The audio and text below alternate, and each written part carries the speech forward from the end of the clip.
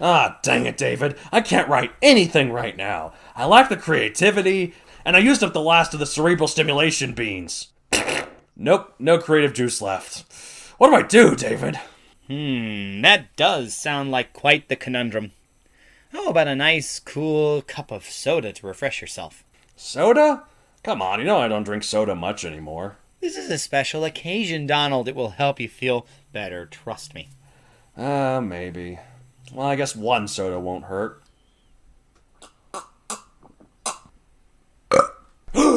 Whoa! I know what to write now! How'd you do that, David? I just gave you a cup of our new Writ-sponsored Cerebral Stimulation Soda.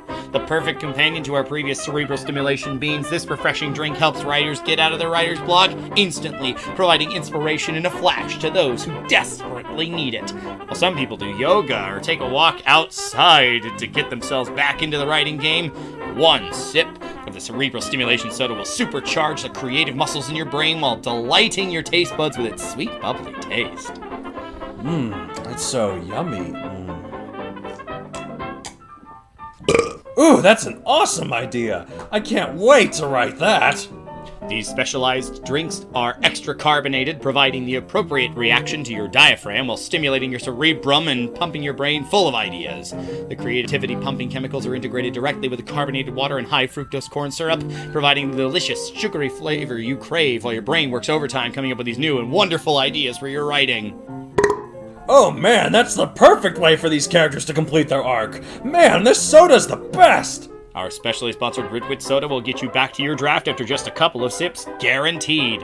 If by chance you need some extra inspiration, pair your soda with a burrito full of cerebral stimulation beans for the ultimate creativity pumping experience. I got a new supply of beans and made a meal just specially for us here at this table, Donald. Aw, thanks, David.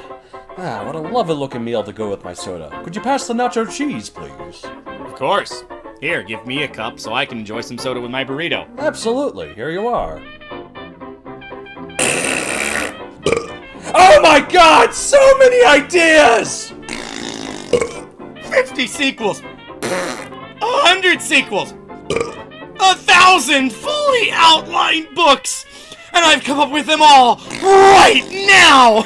30 dozen new book ideas have just come to me, David!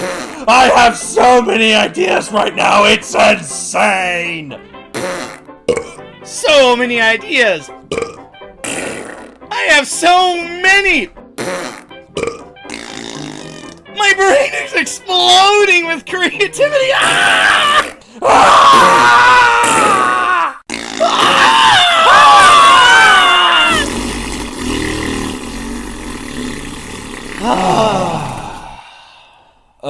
That felt good. That was a really, really nice meal.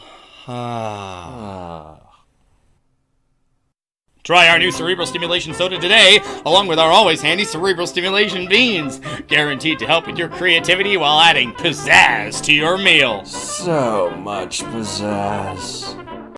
Welcome, fellow nerds, to another episode of the Writ, the show where we claim to be better than you, but we are actually, as you can tell, way worse than you. Even though we're better than you. Especially when it comes to being childish, right? Yep, we're really good at that. But no, so we're way worse than you, even though we're better than you. Life is a loop, man. Well, we do have the edge in one category for sure. The courage to put ourselves out there with this silly podcast. Courage is one word for it, yes. So. Courage is one way to put it, I suppose. Anyway, today we are finishing up the set. Finally, it feels like forever ago we started this. It's been a long journey. People have died for this. No, sorry. Well, okay. Too soon. A little too on the nose there. I'm sorry, I apologize. I just wanted to make it more epic. I wanted to make it more cinematic. You're right. You wanted to make it more speaking epic of in which, scope. And the segues are back in full force today, listeners. Oh, it's so nice to be back. Is it? Nah, it is not. You're glad to have me back, aren't you? I am. Like, everyone else looks at me like, dude, what the hell, man? Then I'm like, And you understand me. I understand you and laughed way too hard at some of your jokes. But anyway. I mean, it's alright. It makes them seem funnier. So. Yeah, that's the hope anyway. Well, they are funny to me, but I'm glad other people at least enjoy my laugh.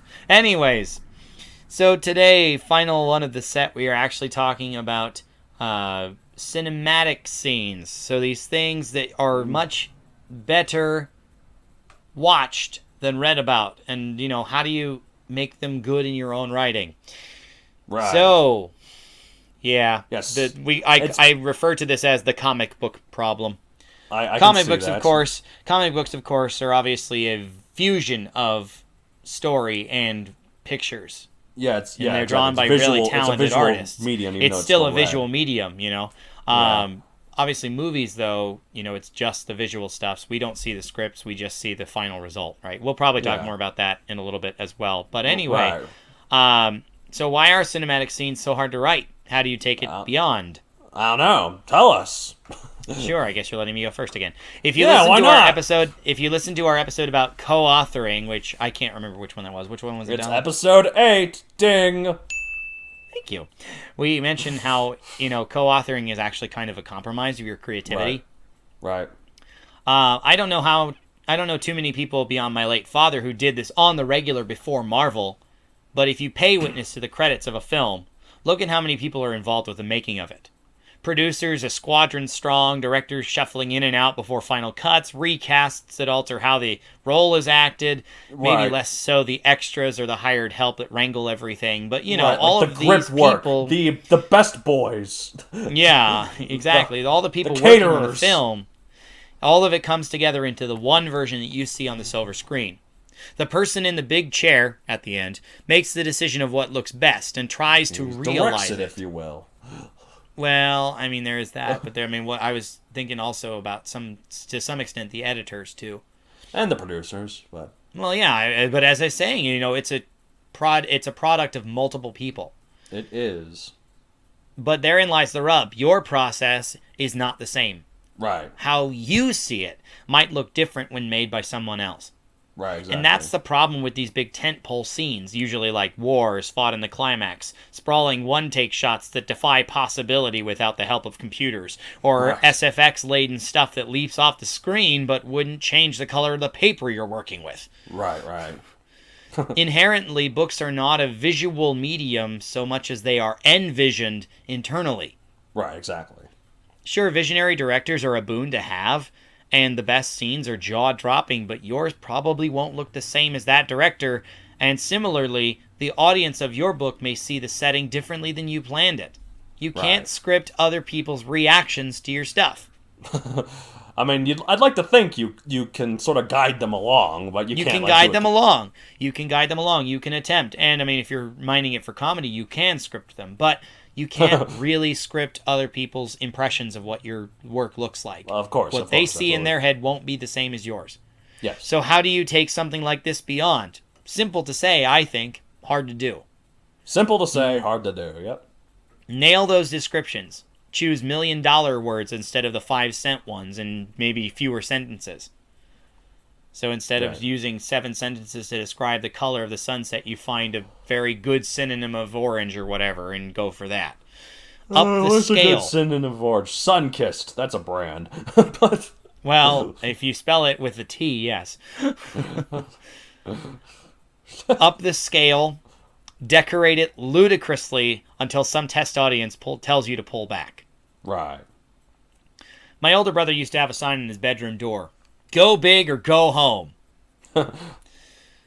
You can't go big in 6 seconds flat. It takes some effort, maybe quite a few wadded up pages or a party on your backspace key, but eventually you get it as close to your vision as possible, and that will make the scene pop. You might even need to rewrite the action several times to cut the fluff. Consider this. Most script writers leave it to the director for fight scenes. Imagine that. Right, and sometimes even like directors leave it to like this. There's like second unit directors meant for like action. Like for a lot of the Marvel Or movies, action most of the time it's the directors, yeah. same second unit director for all of them, and so the director can focus more on the character stuff. So Well, and like in shows that are near and dear to my heart, listeners already know where I'm going with this. There are action let me directors. guess. There are action directors. There are effect directors that have a big value in those scenes because the director is more concerned about other things. right, So, as I said earlier with that, it's a compromise. Anyway, above all, you need to practice a little bit. So good luck. yeah, no, exactly. Like in terms of like what you're saying about rewriting action several times. Like one of the most cinematic, in a word, I guess, chapters of a book I've ever written is chapter 15 of Megazoic: The Hunted Ones. No context. You'll know when you read it, but. Yeah, so please buy it on Amazon.com. Oh my god, that's fine, I guess. But Come on, I'm putting it in for your sake. Grief. I guess it's true. It helps support the show. It puts breakfast on the table. I mean, hopefully not all. Yeah, but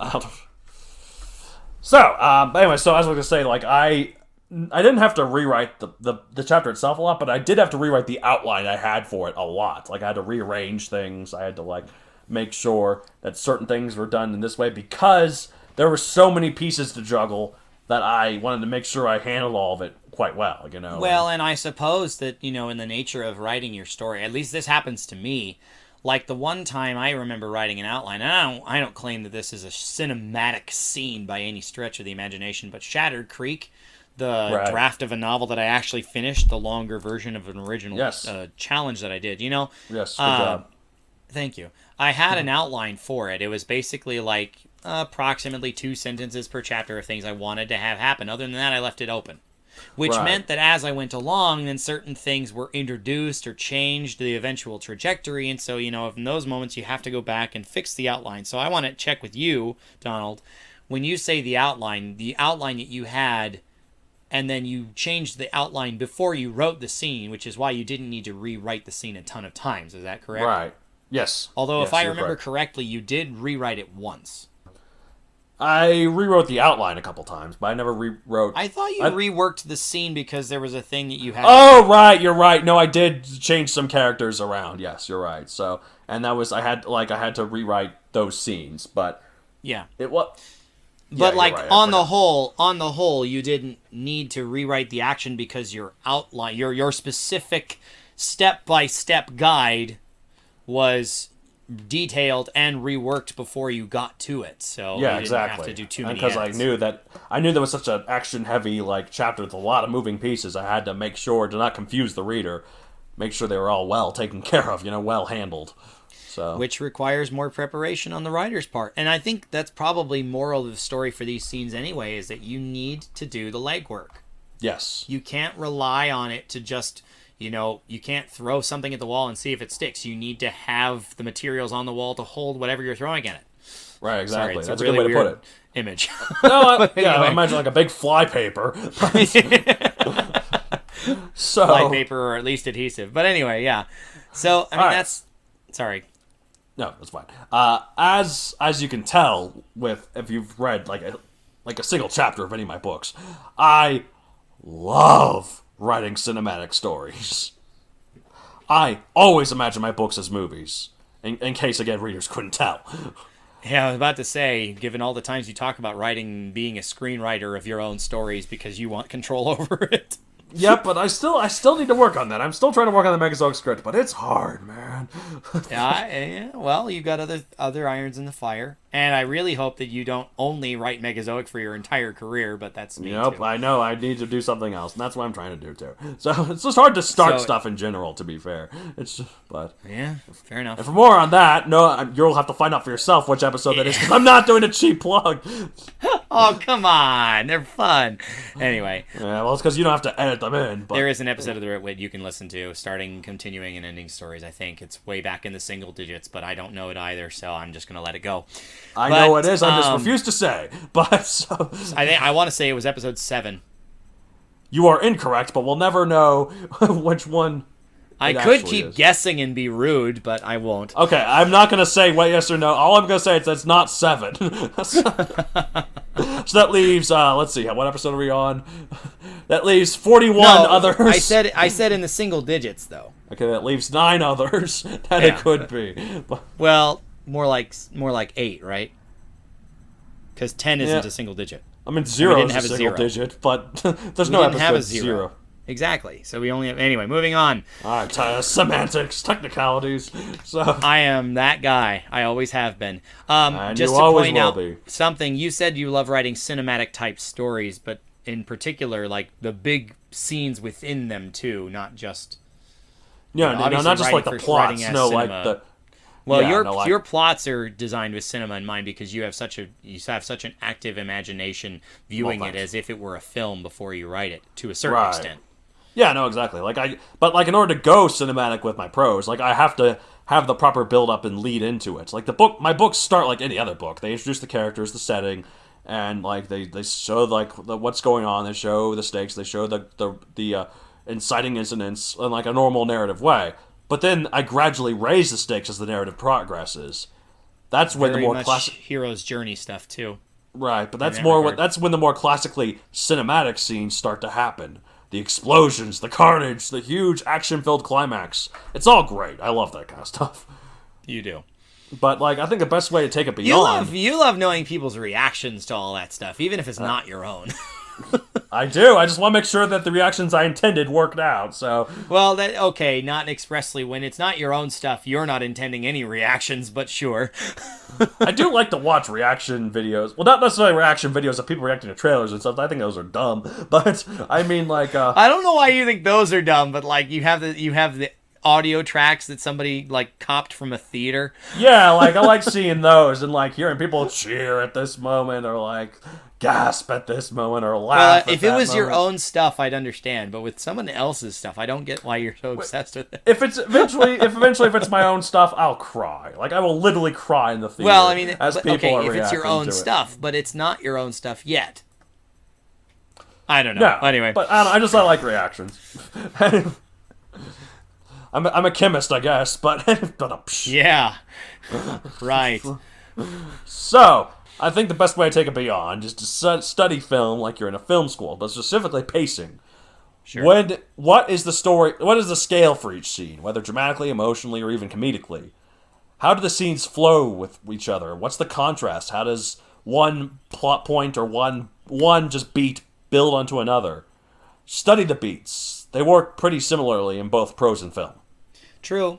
I believe I mentioned this... Did I mention this in mine, or did I mention it last episode, maybe? That you don't have... Oh, yeah, I mentioned it last episode. You don't have all of the tools that a film will have. You don't have background music in your book. Right. But that doesn't mean that the story... But that doesn't mean that the story bits don't work the same way. Mm-hmm. And also, if they don't properly build onto one another, I mean, that's why a lot of scenes get cut. It doesn't fit. There's a better way to do it. And, as a writer, don't be afraid to do that with your own exactly. stuff. Like, certain scenes might not work, so you gotta get rid of them, as sad as it is. Find a better way to do it. I mean, you can keep the scene if you want for posterity's sake, but it doesn't serve your story as well as a better version, a rework, then you don't need to keep the old one. Right, exactly. And especially with these type of scenes, too, your big tent pole scene might not be great compared to others, but you want to keep it down. Eventually, the final version you keeping in there is got to be the best one. You have to put your best foot forward with something like this. Right, no, exactly. So next question. Yes. What advantages are there to writing these scenes in the fullest possible detail, compared to the alternative, which is glossing over them, letting somebody else do it for you? Right. Like we mentioned earlier, the director will leave the fight scene choreography to a choreographer. Right, exactly. What benefit is there to doing it full out? Because obviously with books you have that opportunity. Maybe not expressly that desire, but you have that opportunity. I mean, when I worded this question, talking about scenes in fullest possible detail, I realize that books have an inherent advantage. They ask the readers to envision it. Right. Let their imaginations add the excitement in their mindscape. Just put your best scene forward and see if it sticks the landing. Right. Remember that until it's published, you have all the chance in the world to tweak it, massage it out, discover what works. Exactly. The final product is one shot only, much like performing music compared to practice, in something that's, near and dear to my heart. So you keep as much or as little detail as you want in this stage. If you actively choose to gloss over details, somebody will fill them in. Yeah, exactly. And that could be the imagination of the reader, or it could just be someone else's experience. Again, we're talking about the action director for a fight scene in your film, right? Right. Do you want it to be an essential part of their reading experience? Maybe so, maybe not, but you have to treat it differently depending on your answer, right? Right. If you want to lead them down that path, then you have to put it in there. Otherwise, they will, and it probably won't resemble yours. Exactly. One thing I think helps, although perhaps not in the pace department, is using the omniscient narrator, if that's what you have, to delve into thoughts as these events happen. You can't really do that justice on a screen. It would be awkward to just have a movie just interrupted constantly with the dreamy sort of airy voice of oh, this thing's happening. I wonder what I'm going to do next. Well, I don't mean it like that, but just oh my god, that's huge, kind of a thing. That's what she said. Yeah, it works. Not in the context I was going for. You are shameless, sir. I think I'm getting less mature as the years go on. No, because third graders don't usually make that's what she said jokes. Yeah, but people with the mentality of people, they're I am a adults child who know stuck the in an stuff. adult's body. Anyways, so in terms of and writing scenes in the fullest possible detail, I think that's good to a point. Sure. I think it's good to show all the beats and show all the descriptions of the fluidity of the combat, right? Or not just the combat, but also just the motion of what's going on, the emotion. Writing combat scenes are hard too. That's something else that's not particularly entirely relevant to this episode. But writing combat, there's a master class to be done in that too.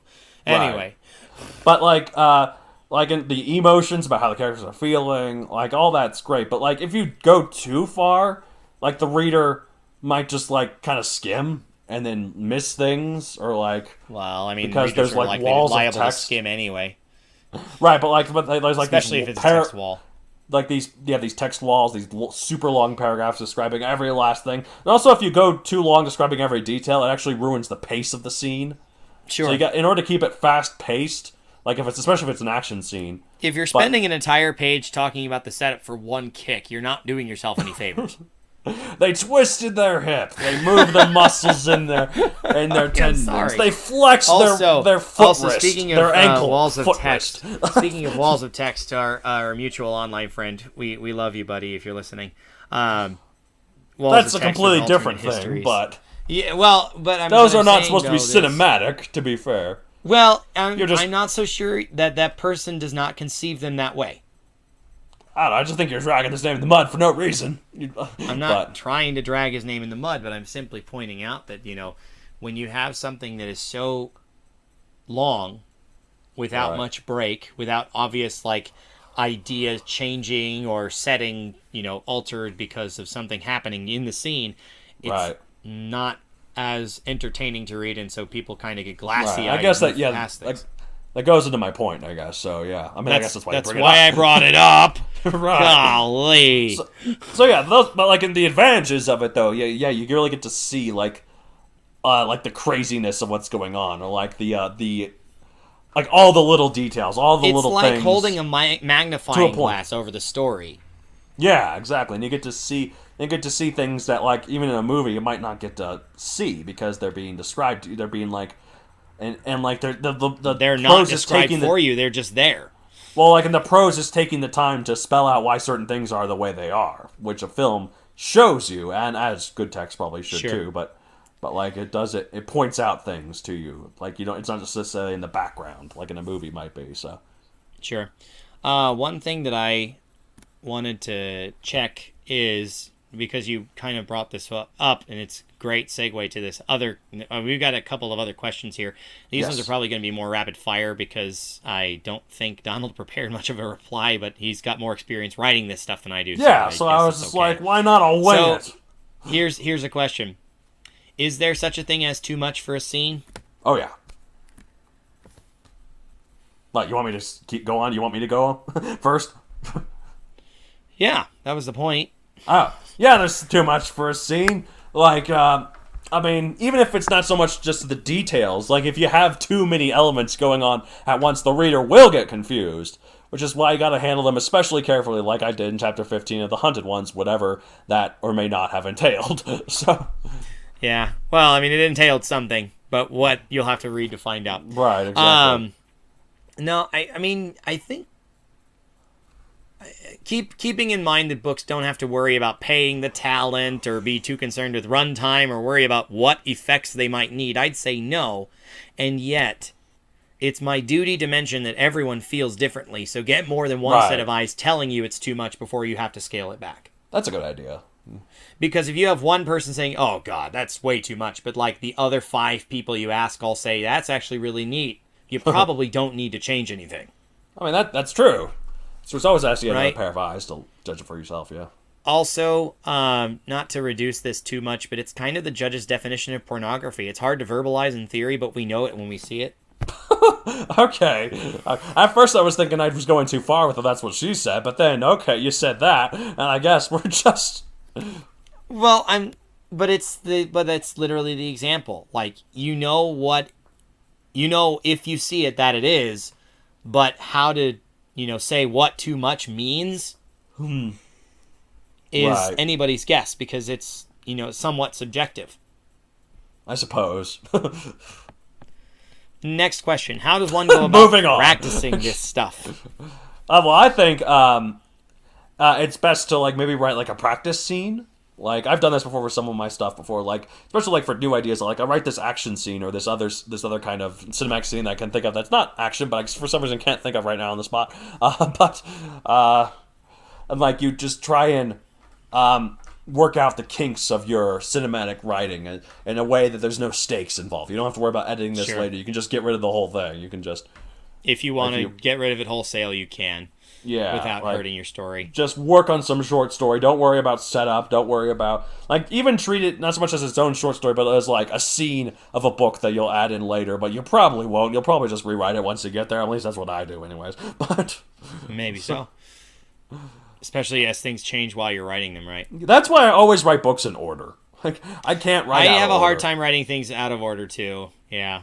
Even though I'm more excited to write things later on because, things are obviously supposed to be more exciting there. Yeah, but then that way you if you don't pave the road ahead of you, then you might not even end up there, which is why that outline I talked about with Shattered Creek only had like 2 sentences per chapter. Right. No, basically. Exactly. So it's 2 main things I want to happen. Everything else is free to the imagination. That's how I do my outlines too. Like I just do chapter by chapter. This is what I want, and then boom, moving on. Unless it's like a bigger one, like chapter 15 of the 100 Ones. But yeah, well, I mean, if you have to be more precise, then you're more. But precise. even then, I wrote that outline like when I finished chapter 14 of the Hunted Ones. I didn't save it like beforehand. Like you didn't have one after chapter 1 and then another one after chapter 5, and yeah. Right. Yeah. Exactly. So. Anyway, you did mention something similar to what I'm going to say, but I honestly think with practicing this stuff, use someone else's characters that you love first. Yeah, that's true. That's a good idea. Because you can ignore plot holes. Like I mentioned earlier, you don't have to pay the talent. You don't have to get Henry Cavill to play Superman. You don't have to get Ben Affleck to play Batman. You don't have to get Tony Stark to play Robert Downey Jr. to play Tony Stark. You don't have to get Tobey Maguire to play Spider-Man, but somehow you can throw them all into the same scene if you want to practice. What's his face? Or Andrew Garfield. You don't have to get Tom Holland. You don't have to get whoever voiced him in Into the Spider-Verse. Jake Johnson was Peter Parker. Could you stop overextending the joke? I was making a point. You don't have to get John Mulaney, who voiced Spider-Ham in Into the Spider-Verse.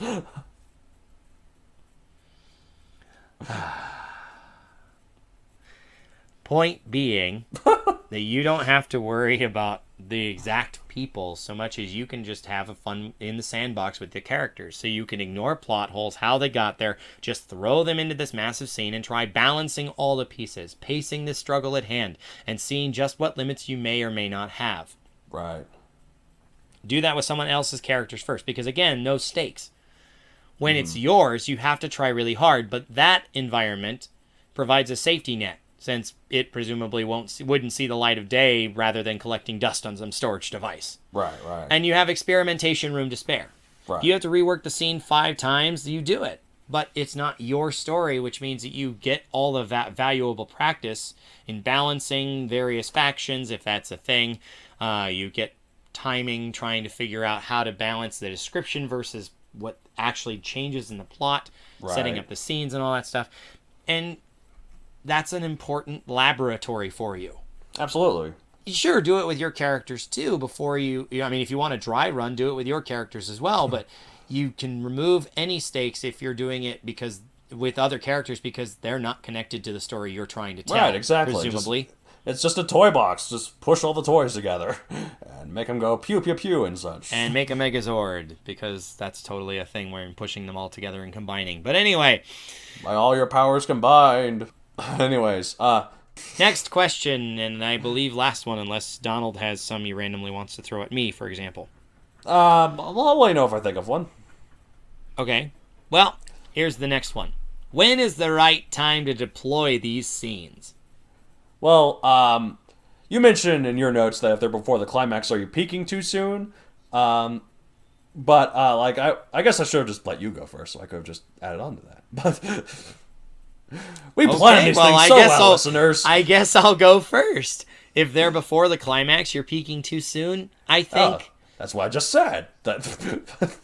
Because you read it from my notes, you jerk. Anyway. We think the same way, you and I. Well, in many ways. But, I think, the tent pole is going to be in the middle, in the climax, right? To hold up the rest. As opposed to, if you put something that's this huge at the beginning, it doesn't have the right context, it doesn't have the emotional weight, and if you put it too close to the end, well, why didn't you use it in the climax?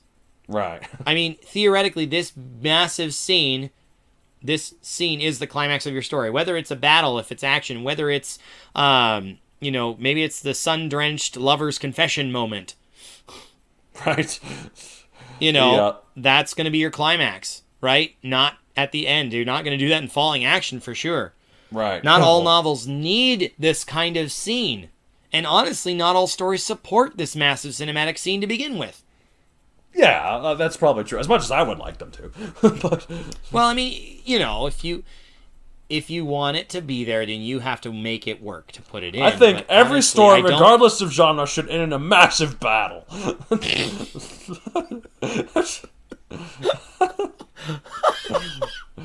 The lovers quarrel turns into a gunfight in the saloon because it just needs to have that battle, man. Is it a character driven sort of thought piece? Screw it, the final act is a massive battle.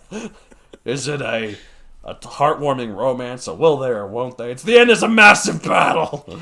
But if we're talking about the sun-drenched lover's confession moment, sure, think like a director there. Be more cinematic. There needs to be a massive battle in here.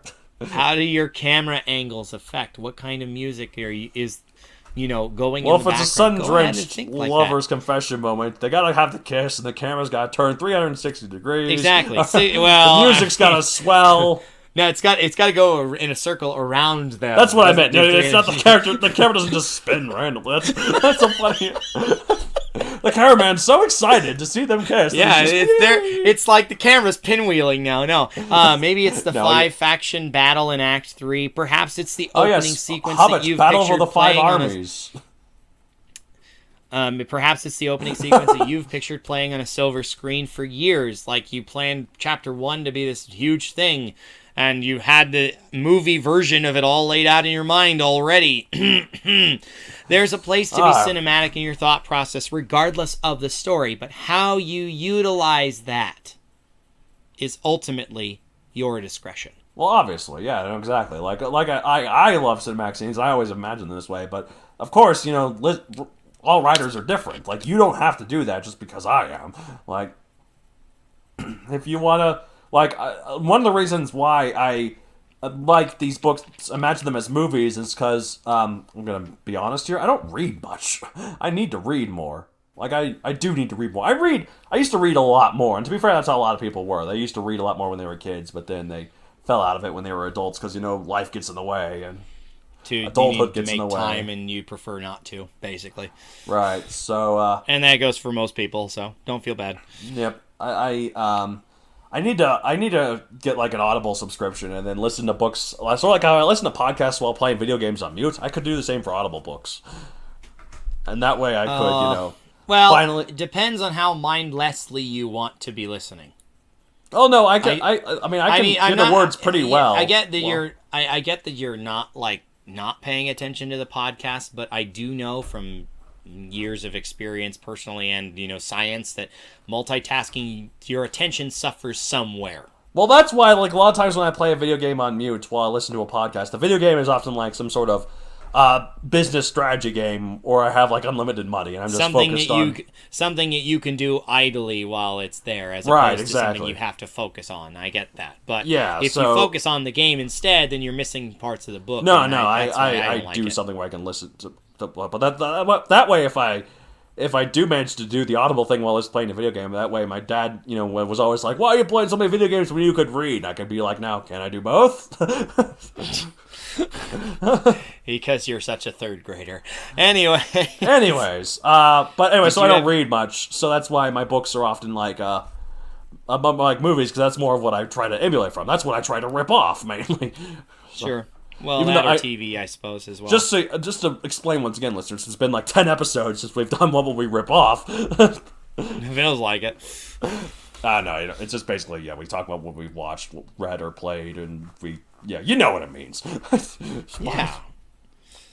Yeah, so, because so do what works. There's no such thing as an original idea as much as a combination of a new one. Right, exactly. But anyway, so do what works for you, and whether it's cinematic or not. So sure. That's true about anything I could say. Well, of course, but in particular with these scenes, because they do require a bit more prep, right? Yeah, exactly. If you want to do them well, you need to do the legwork, which means that you have to be committed to doing it. Exactly. If you're not, it's likely to fall on its face. Ain't that the truth? Anyway, anything else? I do not have another question to add. That was my next thing. So we are... so for the next little bit... we had actually talked about introducing this as a semi-regular segment with the last episode in our sets. Yes. And that is what I'm going to call, until we come up with some goofier name, Reading the Fan Mail. Yeah, I'll come up with something goofier later when I'm not so tired. Well, that was a thought. We'll figure it out. But anyway, listeners, wit? I don't know. Anyway. We'll figure out something. We'll figure it out. Not while we're recording, though. What the Ritters have writ? No, that's us. No, we're the Twitters. What is the name for our listeners? I mean, we don't have as many as we should to give them a name yet, but maybe we'll have to think about that. Anyway, Donald actually told me that we got a review on iTunes. I haven't actually been able to look because from this new machine that I've been using, this new computer, I don't actually have iTunes downloaded. Oh, I don't have it downloaded either anymore. Screw iTunes. It's terrible. Anymore? Come on, our podcast is available there. Why wouldn't you at least support Because that? I can check to see that it's on there through just going to apple.com/iTunes and going on the website without actually opening it on iTunes. So. No. Well, anyways, he told me we got this review from an iTunes user, so why don't you go ahead and read that for us, Doc? iTunes user Chris E1974 says, the Writ Wit is a must-listen. These guys are not only entertaining and educational, but charming and hilarious. Charming, that's nice. It's wrong, but it's nice. Well, I was about to say, that person must not have seen our picture. I would recommend this to anyone, Chris says, but especially those who enjoy sharp wit and English banter. Thank you very much, Chris. Well, thank you for the kind words, although I'd argue that our wit is duller than a dull knife, but I'd like to think we're called the Writ Wit because it's ironic. Well, I was about to say, I don't do much writting and we're not very witty, so... Yeah, especially if we have to say writ, that it's probably not very witty, because we'd use the word writ, for God's sakes. So, Well, I mean, yeah. Anyway, but this is just a personal thing. Not fan mail per se about the podcast, but I wanted to thank people in this listening audience and several beyond it for all the kind words supporting us in light of our personal struggles losing loved ones recently. Right, exactly. Yes, with our grief episode and everything. We had the grief episode, and obviously mentioned earlier, not to relitigate that again, but we've been getting support from various places, mostly social media as well, about that, which is not part of the podcast, but people, from this audience are supporting us, so thank you for that. Exactly. Your support continues to buoy us and inspire us to places we never thought possible. Right. It's just nice to know to see reminded that we're cared about, so. We'll keep going until we run dry, which, honestly, I don't know if it'll ever happen on, mere words to say, but maybe with ideas. Thanks in part to the encouragement of people like you who allow us to be human and grieve, laugh too much, fail a ton, argue internally, and the works. A ton. So, we fail so much, listeners. Some people might say, have some self-confidence, man. To which I say, no. Listen to any of our episodes and tell me I'm wrong. We're so secure. We're so secure in knowing we're better than you. We still feel like I'm secure in knowing that I'm way worse, but I like to think I'm better. But it's worse. Life is a loop, man. Was that this episode? I forgot. I think it was this episode. It was this episode. Yeah. Callbacks are fun. Anyway, so please keep any reactions coming. We'd love to hear from you. Even more than that, we'd love to share those things with other listeners. So let us know if you'd like us to do that. How can you do that, you might ask? Seamless segue. I'm ruining it right now by saying that, but... For once in our career, can't you just let me have a segue that's decent and let it go? Nope. I absolutely cannot. Contact us, Matt D, that's with 2 T's, at MatthewDonaldCreator.com for any general or specific questions to either co-host. Please specify if you're going which to ask one a specific host, you have a we need specific to question, hear Donald or David. You can use your own email page, contact system, or just go to the official website and use the contact me, or is it contact us, I suppose, page. I think it's just there. Contact. I was prepared. Oh, well, fine. Well, fine. Contact page, then. Yep. But also, Donald over there has some social media stuff. Yes, if you want. I mean, I obviously have social media as well, but not professionally, so I'll let him talk about those. If you want to follow me personally, you can follow me at MatthewDonCreator on Facebook, at MatthewDonald64 on Twitter, and MatthewDon64 on Instagram. Why 64? Because my Aunt Roberta has been reburied 64 times. The amount of step uncles in my past is unreal, David. So many characters. And all the meanings of the word. They were all the word. And that's a step away from being, not even related to you, so... Right. They were all the worst, though. Except for 47. He was cool. So why didn't you do... whatever. I would think in that model you should have done 47 because you'd honor the one you liked. Well... But maybe that's me. You bring up a good point. Maybe I should think about things more. You should. But like you said, we fail a ton, so that's the part of that thing I'm just going to remember for the rest of my days. We laugh way too much. Way too much. Anyway, that's it for us on this set of why are certain scenes or genres so hard to write. How can you take them beyond? Thanks for holding up with us for literally almost twice as long as we intended it to go because life got in the way. It has been quite a journey. We'll finally be able to come to you with a new set. Whatever it may entail. Starting next week from the time this is released. Which is 3 weeks after we record. Basically. It's good to keep current, listeners.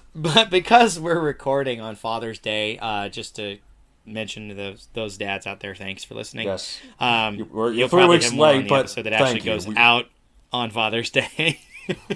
After Father's Day. I don't know why me. We're keeping this in. I might not keep this in. I'll keep this in.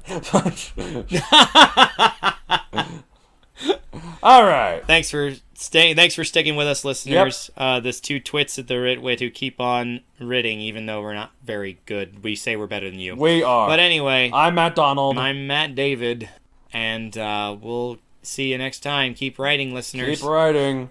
So long. The Writ